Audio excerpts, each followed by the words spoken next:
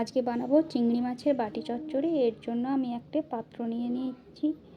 এর মধ্যে চিংড়ি মাছগুলোকে দিয়ে দেব জিরে বাটা, লঙ্কা বাটা,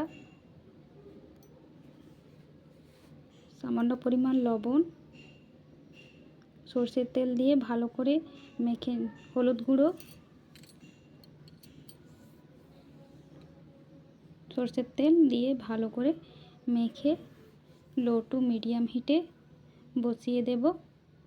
পরিমাণ মতন জল দিয়ে দেব সেদ্ধ হওয়ার জন্য।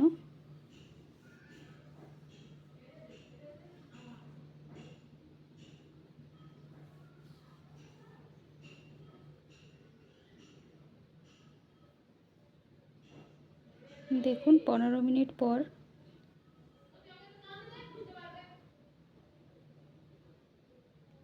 এভাবে যখন